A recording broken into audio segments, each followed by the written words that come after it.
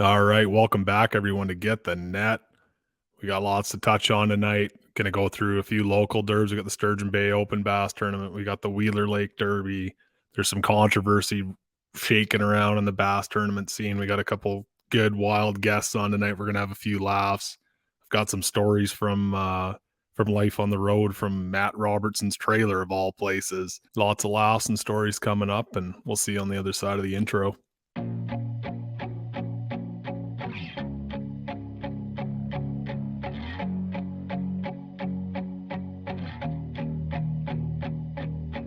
Welcome to Get the Net, a fishing podcast that takes a deep dive into competitive events, fishing news, tips, tactics, and most importantly, interviews with some of the most interesting and in-tuned anglers from Canada to the central U.S.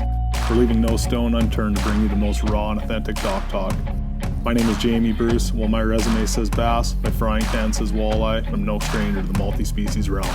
Whether you're puttering on tackle, driving the bus, cutting the grass, or killing time in a 9 to 5, we'll try to give you something in every episode to take with you on the water, or at the very least, bring you a few laughs.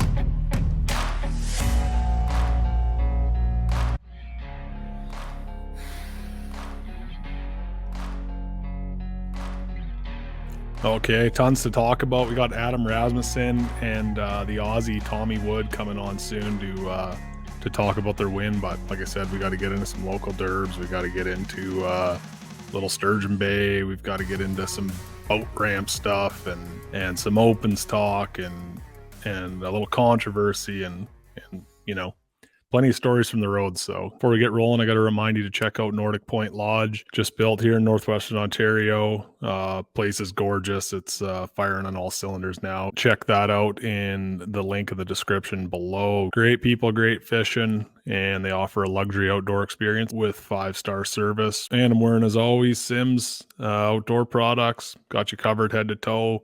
Was just standing in the damn nuclear Alabama, 35 degrees Celsius weather, pretty much dying. I've never really been exposed to that before, and Simms sun gear saved my ass from that. And I come up north, I'm sitting in a cold corner of the garage and back on the layering program. So check that out at Lake of the Woods Sports and simmsfishingproducts.com. And shout out to Z-Man Fishing Products. We're going to talk to both these boys. Actually, part of their win came on Z-Man Lures, a chatterbait and I think a swim jig trailer, and always have a part in every win almost. They've always got a place on the deck of my boat. And the VMC Red Line, the long-awaited arrival, they're finally here at Lake of the Woods Sports. Sick lineup. I've been lucky enough to have fished with them all winter. Definitely worth a look. They've got all kinds of features and super sticky sharp. Blew through a bunch of bass on the weekend here on an unreleased jerk bait. Equipped with red line hooks, and they're sticky. You don't lose them anymore on a jerk bait like you used to. And they've also got straight shanks and drop shot hooks and everything like that. Check that out. And while you're at her, pick up a 13 Fishing Envy and give her a feel. That's the good stuff. The 7.3 medium's been hands down my favorite rod of the year. I just got a handful of them this year and really haven't been able to put them down. Kind of pissed that I haven't had them before because they're pretty damn good.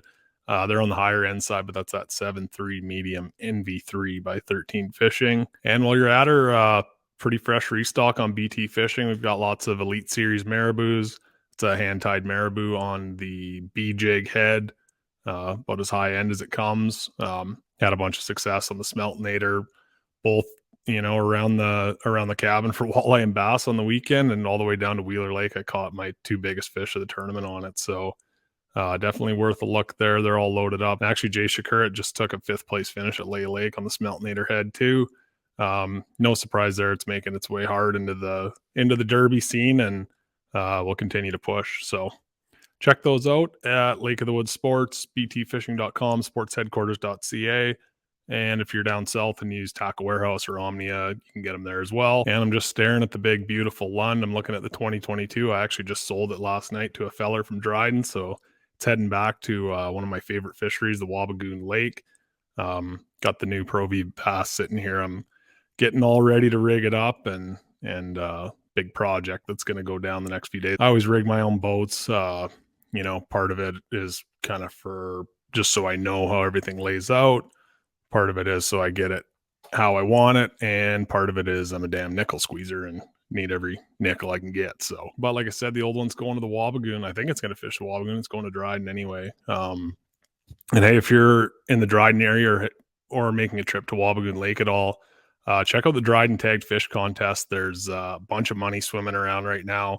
I'll link them below for a little bit more information. And actually, on the next podcast, I think we're going to have Tyler from the Chamber of Commerce come on and talk a little bit about kind of the unique deal they have going on there. And I think we're good to roll on here. Oh, that chair's creaking. Need some grease on her. But yeah, as I mentioned earlier, I had a couple Bassmaster Open derbies. Did one down at Bugs Island, Virginia, of all places. Never even heard of Virginia, really, other than in a few like "Country Roads Take Me Home." You know, a couple of country songs that's mentioned a lot in there. So I never thought I'd be going there bass fishing, but went there for the Bass Open Stop 3 on Bugs Island, and had a good time. Hauled my buddy Lukey Deuce, and he helped me drive down there and pre-fish and everything. And this was quite a while ago now, but wheeled out of there with a good finish. Had 30th in the 230 boat field. Got a check, shot up in the points pretty good, especially after that Toledo one, and no complaints there. Nothing really stood out about the Derby. Lost a big one over 5.5 pounds, the biggest one I saw all damn week, but that just kind of happens. And yeah, I mean, I figure in the last 2 tournaments, I've left about 10 grand and probably 60 or 70 points in the lake. Not a great way to look at it. But that's where that's at. But everyone loses them. I'm sure people ahead of me in points are losing them too. But yeah, otherwise pretty uneventful. Caught I released a video. I caught some on the Smeltinator underspin, caught some drop shot in the new VMC red line with a variety of Z-Man plastics. It was, pretty simple fishing, just tons of bass in the lake and just kind of fish around. It was cool to be somewhere that doesn't have so much info and local knowledge. And I think that was a big equalizer too on the field. We go somewhere like Eufaula or Toledo Bend, like people live on those lakes and have buddies that guide on those lakes in the field. And you go somewhere like Bugs Island, Virginia, like there's still some locals, a local won it, but not as much of that. And it really shook up the point standings. And then we go somewhere like Wheeler, that's pretty much the exact opposite. There's a ton of guys in the field that are from there, or that area, are familiar with Tennessee Valley Authority river system. But we're going to talk to the fellow that won that tonight. He's actually a travel partner of mine, Adam Rasmussen, and we're going to dive a little bit deeper into that one. I ended up surviving. I got 46th in the 225 field, so good for points, hanging on to 24th in the points race. And yeah, we'll get into the opens a little more in a little bit. But yeah, in between tournaments down there, I had an opportunity to stay down for a couple days, and Matt Robertson, on him fishing, the man more slick than an ugly stick, let us stay at his place in Kentucky. So got in a little bit of glide bait fishing and some relaxing, and pretty much just identity thiefed his life. Went to his barber shop, went to his pub, went to his restaurant. Nice to just take a load off. There's been tons going on, on the home front, and plenty to kind of take your mind elsewhere, and lots of things to worry about, having a little bit of a downtime spell and just to think about nothing was a welcome change. And yeah, no complaints there. Got to live the good life for a little bit, but on we went to Wheeler Lake. We'll get into that in a bit. While I was down south, Sturgeon Bay Open Bass Tournament went down. I fished there last year. I've kind of fished it on and off over the years. I've fished it 4 or 5 times. Great derby. It's set up a lot like the big open team tournaments are in Canada. It's actually modeled after the Kenora Bass International. Got a shout out Spencer Semplowski and Paul Castellano for winning it. Spencer guides down there. He's a good angler. He's been at her for a while, and yeah, well deserved there. Corey and Chris Johnson got second. Weird. Oh yeah, a couple other notables, Minky and Hoyer. That's right on. I actually haven't looked at this list yet. I'm just shouting out the boys I know. I probably shouldn't be doing this. Jaden Adrians and Dylan Driefel. These guys actually stayed with us down at Toledo Bend as co-anglers. I don't really know them all that well, but good young dudes, up and comers. top 10 here, 8th place. That's solid. Last year's champ Adam Nye sitting in 10th. Always solid down there. Yeah, lots of good anglers here.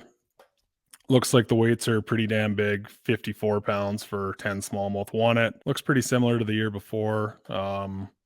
Last check spot was like 44 pounds, so 22 and change a day to get a check for 10 smallmouth, which is nothing there, but to anyone else looking at this is pretty wild. So definitely check that derby out. Hopefully you can make her back down there one of these years for a prime rib sandwich and about 400 beers.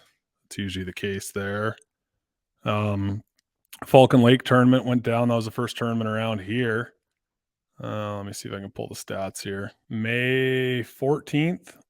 This is an ice out derby. You're not ever allowed to pre-fish for it, which kind of makes it a cool dynamic.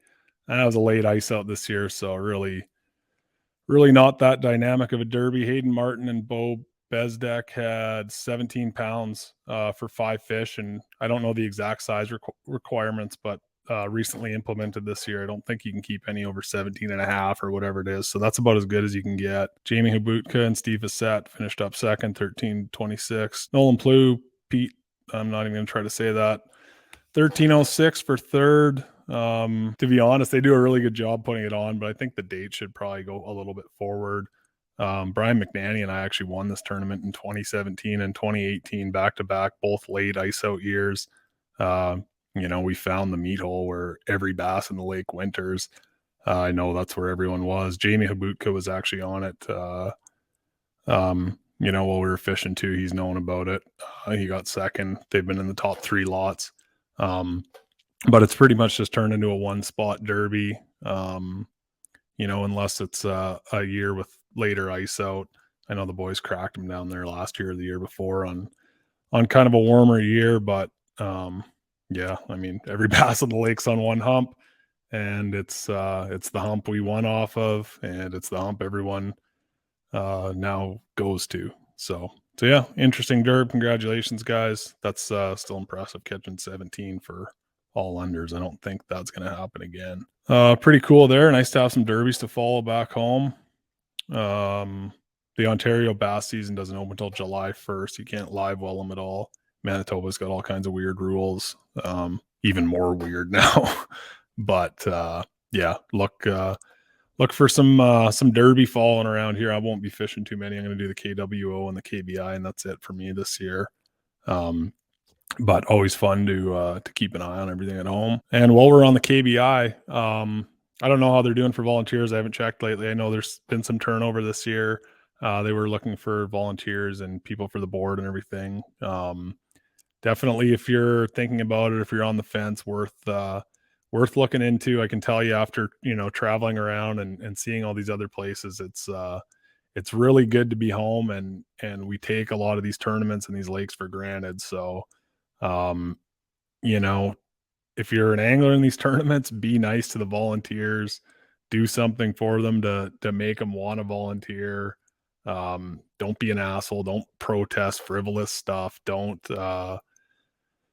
act like you're the boss, and all this stuff has happened, and it's driven people to quit in the past. And that's it's probably the biggest pet peeve for me, and probably the biggest aggravating factor that I've seen in tournaments over the years. And some of the guys that have been involved and surrounded in it, I sure hope that they kind of realize their actions and how it affects things. And once you get outside of the bubble a little bit, you can kind of reflect and see it. And yeah.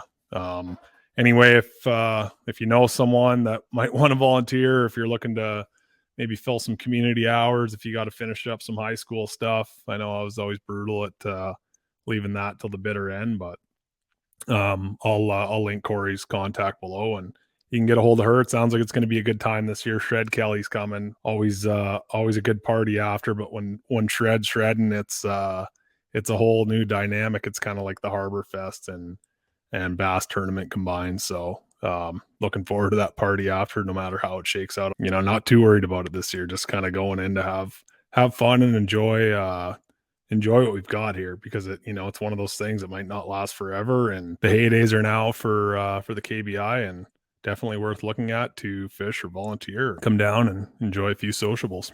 Here he is. There's Big Daddy. Hey, still got your Australian money in here. Yeah, it's a lucky $5, mate. I'm gonna keep it in the boat, I think. Yeah, it worked.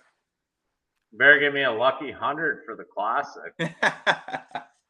I'll give you another 5. How does that sound? The Aussie, he spent all his money already, Raz. Oh shoot, we're already live. Yeah, we are now. We don't waste any words here, bud. What if you say something? All right, we got an interesting dynamic here tonight. The haunted house we were staying in at Wheeler Lake, Alabama, that Raz picked out, was the host of not one but 2 champions at the Bassmaster Open, stop number 4, Wheeler Lake. We got the boater side, the pro side, Adam Rasmussen, and this frickin' vagrant Australian that I picked up along the road this year, Tommy Wood. This is his 3rd ever bass tournament. He hasn't caught a bass until right around Toledo Bend. He's now taken 15th, 21st, and 1st in his 3 opens. So I don't know how this happened. Just kidding. He's a weapon angler, but he's never seen a bass before. And we got him and Raz. 4 of us were staying in the same house, and we got 2 wins. So special night. Congratulations to both of you fellas. What's happening? Oh, mate, it's pretty cool to get 2 guys out of the same house, have a win. But yeah, I think that haunted house had something lucky inside of it. Yeah, they were like creepy pictures on the wall and it was like it was some kind of war site, wasn't it? Yeah, I think so. It's Yeah. like something from the Civil War. Or there's like a cemetery up on the hill, I guess. I don't know. I just booked the house, so. Yeah. So it was a shad spawn tournament. During pre-fish, you fish dark to dark in these things, and it's especially important during a shad spawn derby. Apparently, this is the first one I've ever been to, but they spawn at night, and you kind of have to capitalize that first hour of dark. So we were having to get up at 3:50 in the morning because Raz booked us a house like an hour away from the lake, a haunted house on a Civil War site, an hour away from the lake. So it's a good thing you won, otherwise you were on the shit list. Right on. Well, Raz, what's going on, bud? You're at a loss for words. You've been spewing out some podcasts. I saw you on Serious Angler. Have you been doing some other ones? Yeah, honestly, I couldn't even tell you the names of them. I did a few, a lot of like interviews for articles for different magazines and BASS. My phone's been ringing off the hook. I've been trying to guide, like I have all these trips booked when I got home, and just trying to control the chaos basically. So it's been busy. I haven't even thought about anything that happened. So yeah, how was the warehouse party when you got back? Not bad from what I remember. It didn't take me very long, and I was trashed because I slept for 2 hours. I think me and my dad drove all night. He couldn't sleep. I couldn't sleep. We're both excited. Got home at 5 o'clock in the morning. Carried on with the day. I went and laid down with Ashlyn at like noon and took a 2-hour nap with her. And then, Allie had a warehouse party surprise deal going on. So had a bunch of buddies come up and say congrats and get some pictures with the trophy. And that was a good time. And then it was back to the grind on Monday. Yeah. Hey, I've got to give Adam Nye a shout out on this for lighting a fire under your ass.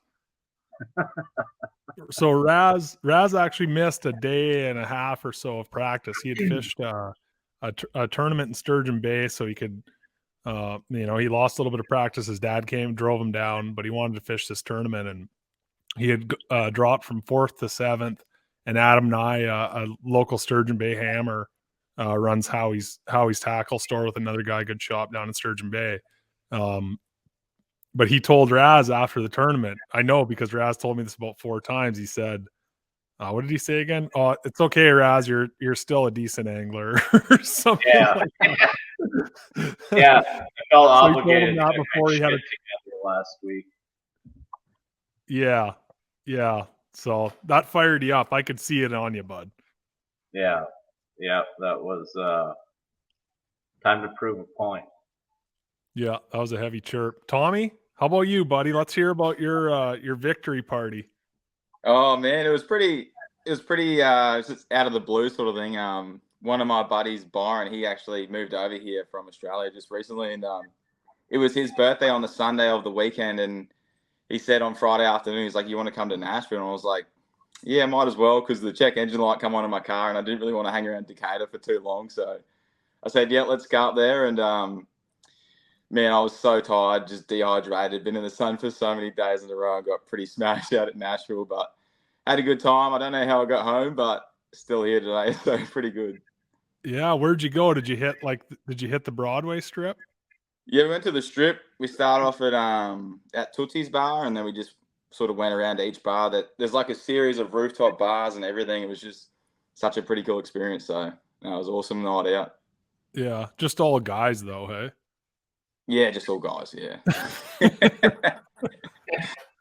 Good thing you didn't invite me. So yeah, no, it's pretty good to get out in the town and loosen up a bit. But yeah, now I'm still in Nashville at the moment. I just got the car in at Toyota, and I just got the phone call from him this morning saying that the bill's going to be close to $4,000 Australian. So lucky I got the win, and that's sort of going to pay for half of that. Yeah, that's been a huge thing, hey? Like, I haven't really talked about you a whole lot. I've kind of thrown bits and pieces here and there about how, you're pretty much on a wild program right now coming over to do this thing. Like, talk about how long you had to save up for and how fast it just gets vaporized. Oh man, it's been a dream of mine since I was like young, but I've been saving up for it for like the last couple of years, and it was sort of my plan to come over in 2025 and go as a co-angler. But I met Carl and Gussie last year when they come over to Australia, and they said, "Just come over and do it. We'll give you a hand." And when I got here, Gussie gave me like a Mercury prop box full of baits, a couple of rods. Carl gave me a heap of baits and rods, and so that sort of took the heat off a heap already. And then I had to buy a truck, so because I was here for so long, if I was to rent a truck, it would have cost more money than it would have just to buy it and sell it later. So I bought this old 2008 Tundra, and I come in green as ever, never caught a largemouth, never even seen one. And I think that first event at Toledo, like the first day of practice, I would have asked you about 100 questions, and it's been a steep you learning used curve. every single bait that's ever been in Bassmaster magazine or on Bass Live in 40 minutes. Yeah, I had ideas running all through our head, so it's been pretty cool. Yeah, well, we've all fished with you. Have you done 3 or 4 with us now? 3. I think 3 now. Yeah. Yeah, no, it's been fun. Everyone gives each other a hard time, and man, you guys are probably going to be flexing on me and Brad a little bit. What do you think, Raz? Nah, we'll take it easy on you. Well, we gotta take it easy on Lightner. Yeah, I don't know. I don't know what to say about Lightner right now. He's down on Gunnersville smashing their ass on that hair jig he stole from me. That's what he said. He's like, "Oh, this is so much fun." I'm like, "See, I'm like, quit getting in your head. Just go fishing." Like he's on Gunnersville, just having fun.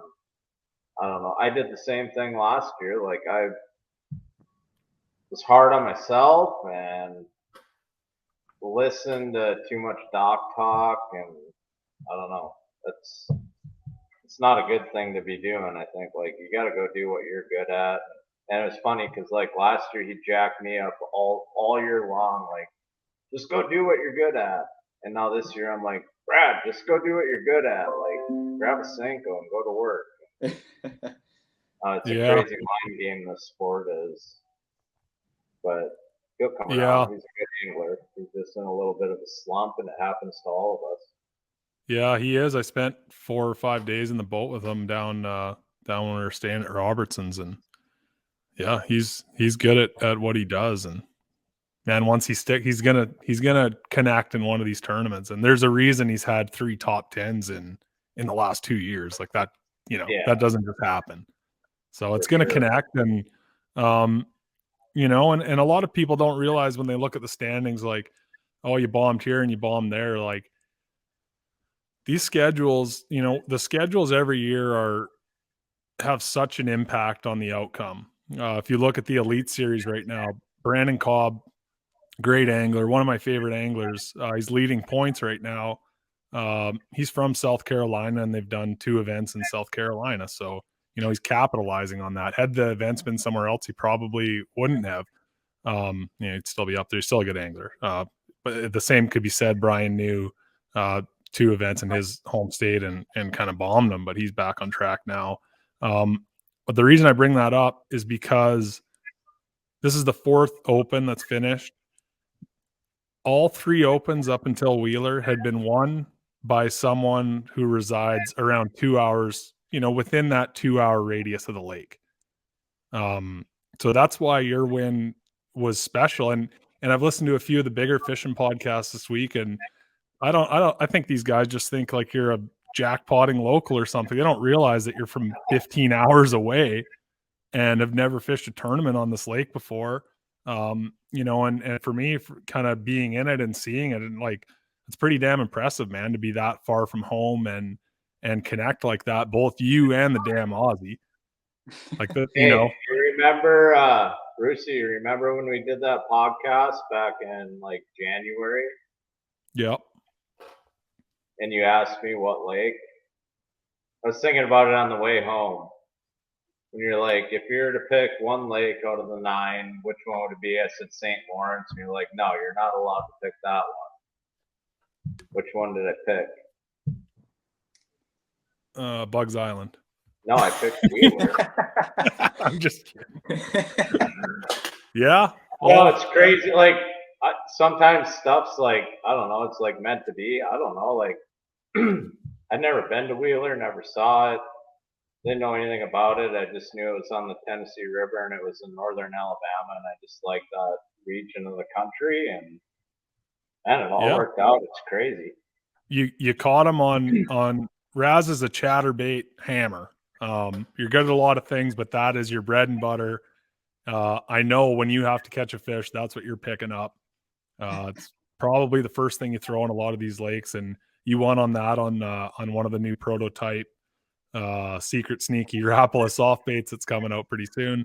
We won't really get into that, but that you locked that Z-Man, and man, it was like, when it's your time, it seems like. Because do you think if you had those extra day and a half of practice, you would have fished the same? It's so hard to say. Like, I didn't catch much during practice. Like, I caught maybe a 3-pounder during practice was my best one, and I did not catch very many. And the other ones I did catch were, I mean, like, barely keepers. And I don't know. I didn't have a lot of time to fish, so I looked a lot, and I kind of picked areas where I thought they were going to come to. And then obviously the shad spawn that was going on, like, just find as many areas where you think that's going to happen in the morning and kind of run with it. And all 3 days I kind of had to do something different. And like, it all went down within an hour to an hour and a half each day too, which was crazy. Like, I caught all my fish in a limited time period each day, with the rest of the day being nothing. Yeah, I know. I was there before and after. But yeah, I mean, it's crazy. We've been saying all year, like, you should just show up the day before the tournament or 2 days before the tournament. You've been saying it all year, and then it actually happened and you won. Yeah, I don't know what to do now. Like, I don't know. I mean, crazy. Don't tell my wife that I don't need 4.5 days of practice. Like, I'll just come down and hang out and drink beer with you guys for the first 2 nights and then get after it. Yeah, me and Tommy need 7.5 days of practice for every derby. I think that'd be a good number, eh? I think we ran about every single technique you could do in that lake, top to bottom. Yeah, we caught Clearwater smallmouths down by the dam. Those were fucking ghosts. We caught spotted bass 30 miles up the river, and that was a fun little afternoon. Went and swam mostly, I'll be honest, I just ran up there because I wanted to get away from the poison Decatur main lake so I could hop in the damn Yeah. lake. That's the hottest shit I've ever fished in my entire life. Straight out of the But nuclear plant. yeah, Yeah. yeah. Like I was just talking about Lake of the Woods and you know how special it is up here, and I was really putting an emphasis on it because like you guys probably love that lake because you won there. And I know the Chamber of Commerce wants us to, and it's a great lake for fishing. You know, if there wasn't a huge tournament, it would have been a great place to fish. But man, that's a different scene. It's I'm just gonna say it, it's a damn dump.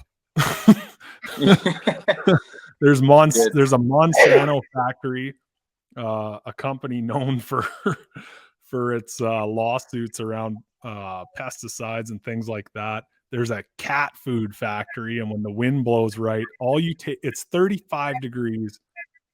What is that in Fahrenheit? Like 90 something probably. Yeah, it was like 90 every day and like not a lot of wind.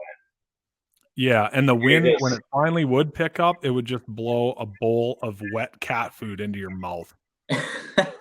just sitting there with a bunch of stale cat food blowing at you. Oh, mate, I thought the cat food smell was bad. Me and James on day 2 went past this water treatment plant. Oh my god! I had a buff on and it was coming straight through, and you could taste it. And I was like, man, we got to get out of here. It's just Oh man. terrible. Yeah. Yeah, I mean that's just the nature of an industrial town like that. The frickin' facilities are unreal. They're a 12, I think it was 12 Yeah. wide, that boat ramp. That was crazy. You could just sit in your truck until your flight was called pretty much. Yeah, that's the best boat ramp I've ever seen. It was awesome. Yeah, that was nice. Other than it was a little cramped.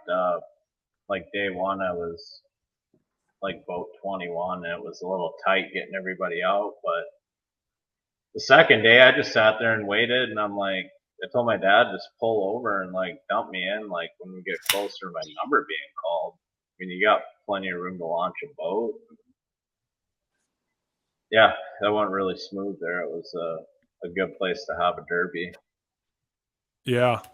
Yeah. Bit of a different topic, but Raz, the last year and I think a bit of the year before, you fished all 9 last year. You grinded her out. You were in like a truck camper deal all year. We've since talked you into renting houses with Brad and the Aussie and myself. And how's the dynamic been different this year? Like, have you been enjoying it more or less? Is there more dock talk to deal with? Did you like doing your own thing? Because you're doing well right now. You're sitting in 28th in points and just got a huge win. Are you vibing a little bit better this year? Or what do you think? I think I'm probably more relaxed. Like I don't just sit and think about fishing sitting in a camper by myself all night. Yeah, You know? crush some beers, rip on the Aussie. Yeah, we all come back and drink some beers and rip on the Aussie and try to get him to cook dinner, and then he tries to burn the whole damn house down. And I'll stick to the dishes. deal. Yeah, as long as they're paper plates, you can do the dishes. Yeah. Keep getting No, on. I enjoy it way more hanging out with some buddies and you know what we've got going on. Like it's way more enjoyable. I was just telling Allie today actually, we just went to dinner and I'm like, I don't know, like should we just sell this truck camper? Like I don't foresee myself using it again. Like it was something to try and it worked great when I was traveling by myself, but it's a lot of work. You got to unhook it and pack differently and whatnot. Like it has its pros and cons, but yeah. Yeah. Time to Yeah. get rid of I don't think I'd be able to do it by myself. Like I haven't fished one solo yet. I feel like it'd be not that fun. And no, like you it's said, all the really emphasis. not. Like you get a little more sleep because you come in, Yeah. you have like one cocktail and you're ready to go to bed and you're talking to yourself, so you just go to bed. Yeah, I mean it's way more fun having a few guys to hang out with, and you know, like we always bounce ideas off of each other and kind of get a feel for what's going on.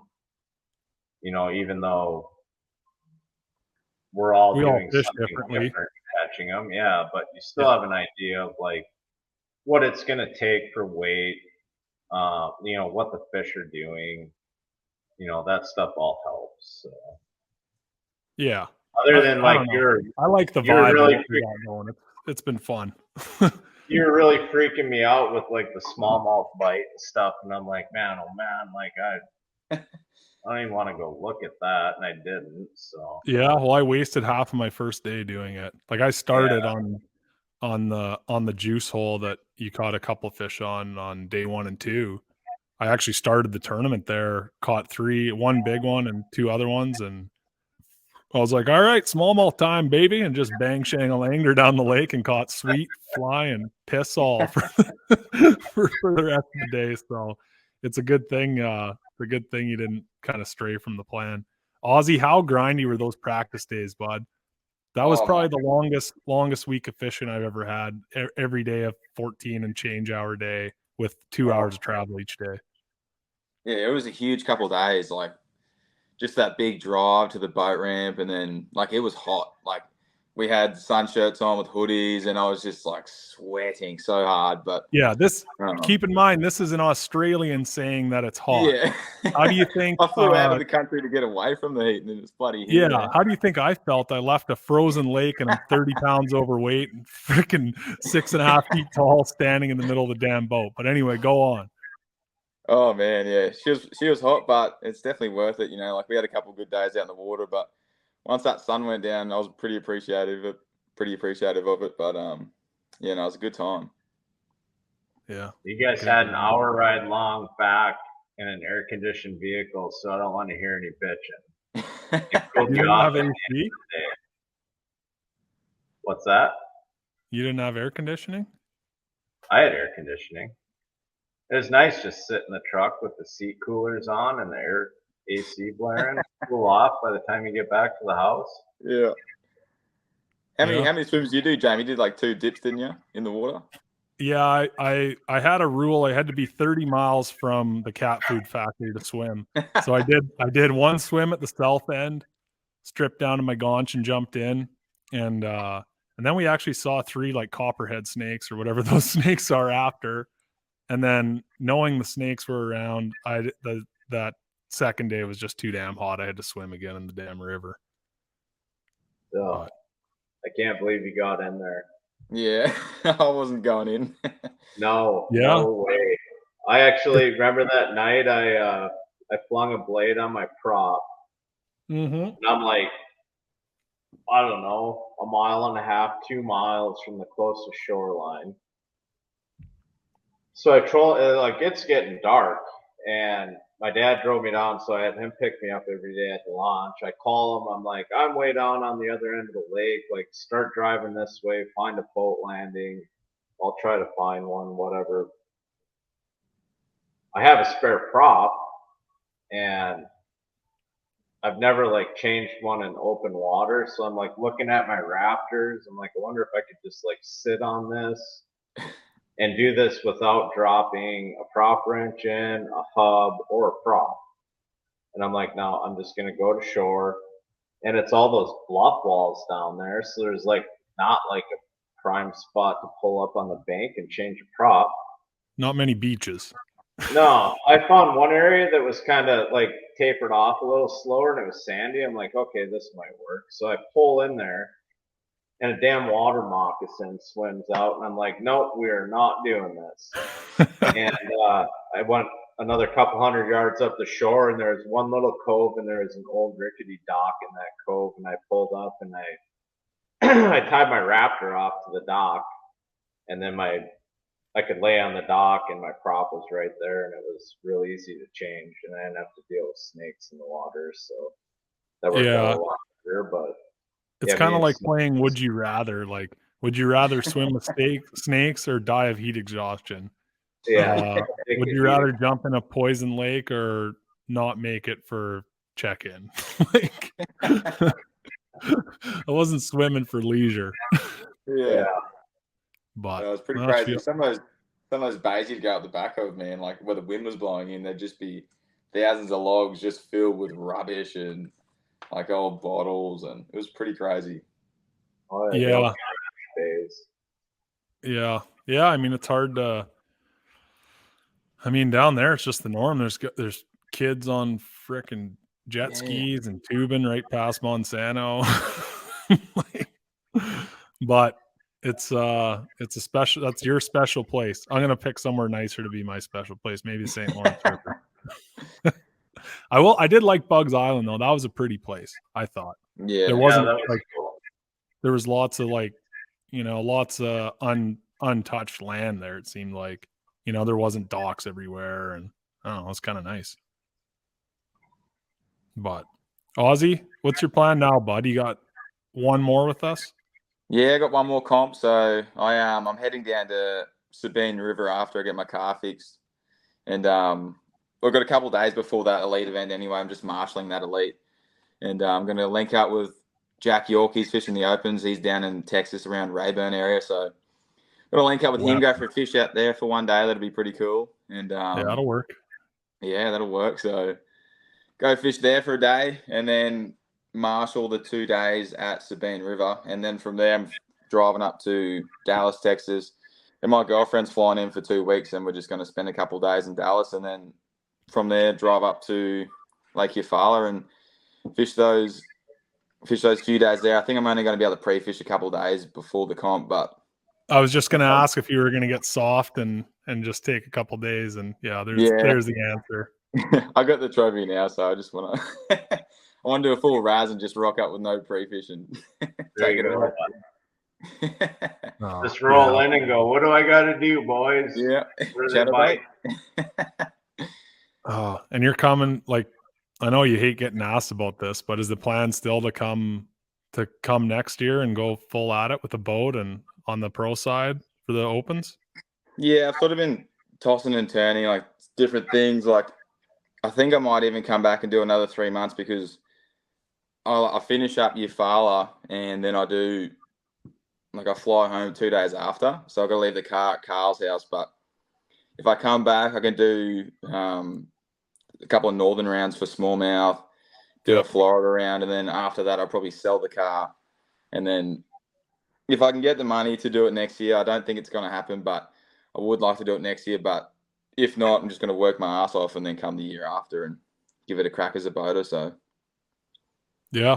Well, you're going to get some love from this win. Hopefully, open a few people's eyes and open some avenues. You do a good job with your YouTube videos. Me and Brad were watching, criticizing all your questionably placed casts, but the video quality was good, and you got a good personality, and it's fun to watch. And you're a freaking weapon, man. You pick stuff up quick. Like, you caught him on a swim jig at the last tournament I saw. Like, how many fish have you caught on a swim jig up to that point?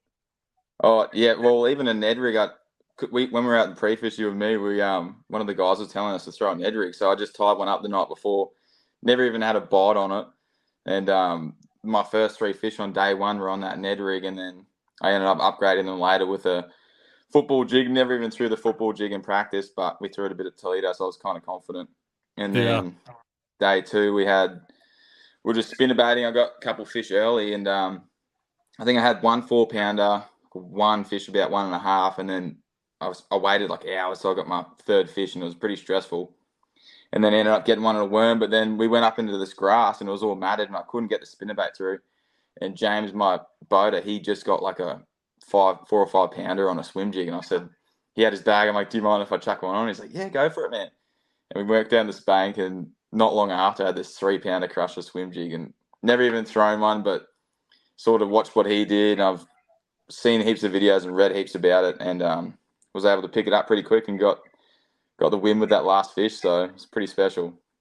Yeah, bud. Oh, we got to shout out Danny McGarry and his travel partner too for telling us about the Carolina rig and the Ned rig at that last one. We're struggling a little bit on some of the stuff, and that helped you win. Yeah, thanks, boys. It definitely helped me get the win. So yeah, it's awesome to have those contacts like that. Yeah, bud. What do you figure out?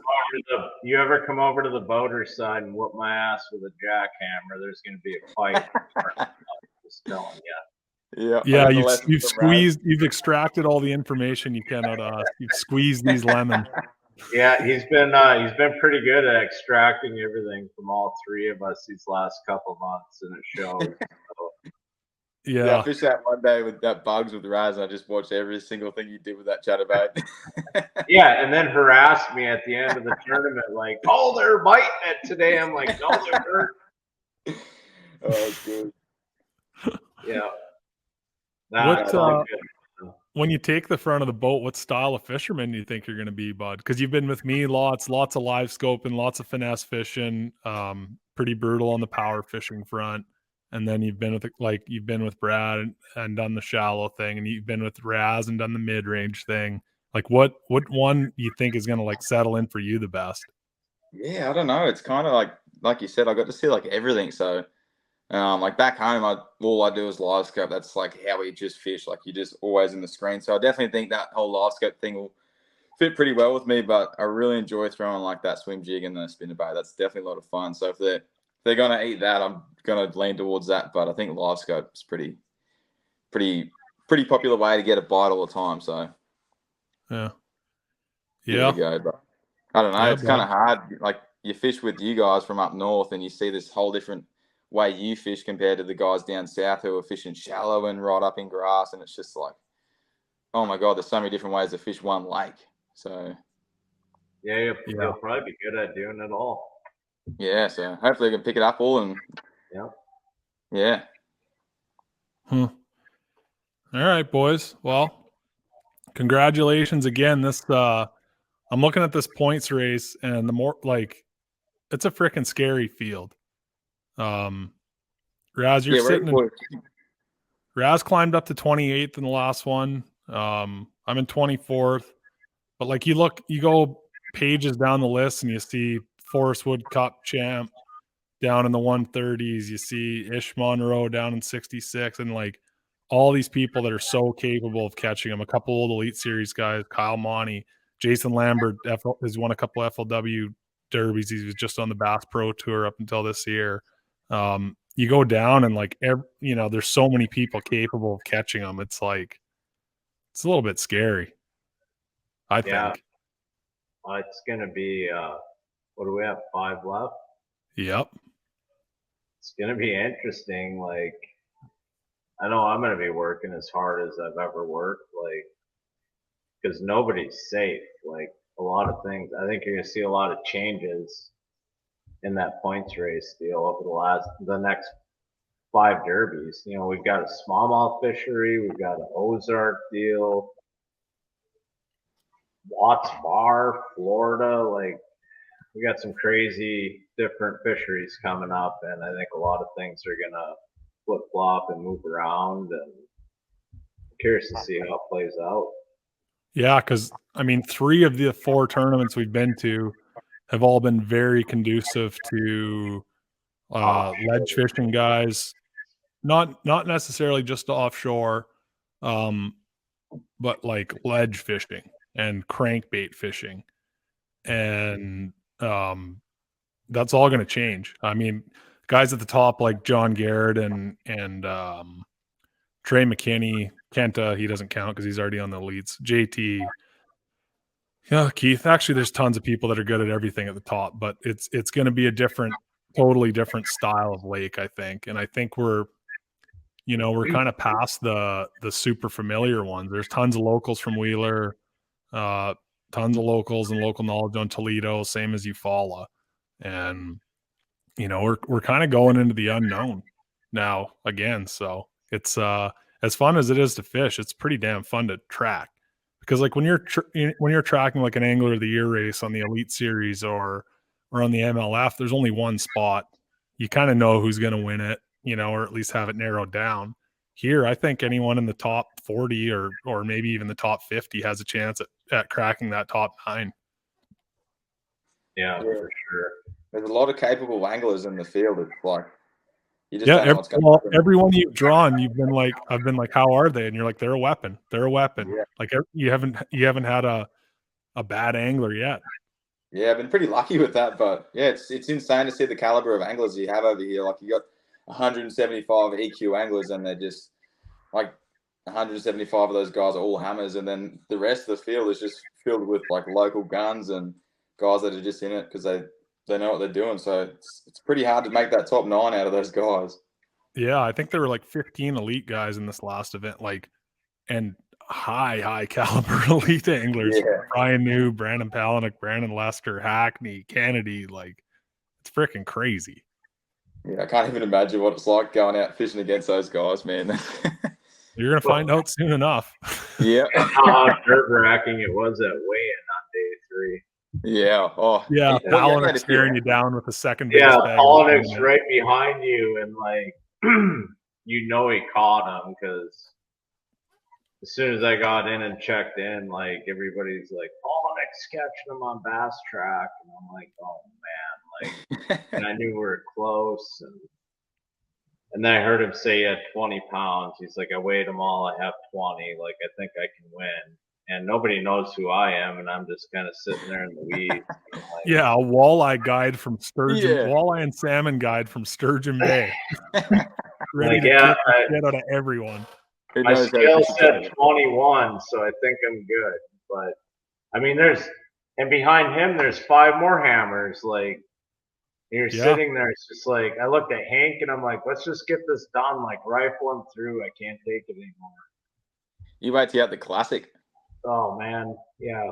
Yeah. I haven't thought about that one yet, but we're gonna have fun. It's gonna be a good time, and we're gonna have a fun party afterwards. So, It's gonna be awesome. Yeah. Hell Hank yeah, Capel, boys. Well, Wisconsin's going down there, so it's pretty yeah. cool. Yeah. Well, we'll be there. I don't think you guys are getting enough credit, for kind of what you've been overcoming and how much challenges, we have to face from being from areas that aren't in the South where a lot of these tournaments are focused. Give these guys a follow. Tommy Wood on Instagram, Adam Rasmussen. Follow Tommy on YouTube too. I'll link their stuff below. And these guys are here because they're hammers. They didn't just these are multi-day tournaments. They didn't just get lucky and are all of a sudden winning. This is a real life thing. And both these boys have overcome a lot to be sitting where they're sitting. So thanks for tuning in, fellas. I'm being nice to you right now, but it's going to end here. We're back to chirping you and bullshitting as soon as this is over. Okay. Yeah, no, it's been good. Thanks for having me, mate. It's been awesome. Yeah, absolutely, bud. Thank you. All right. You fellas enjoy. We'll see it. You follow. Sounds Wait, good. see you there, mate. Take care, boys. Bye. See ya.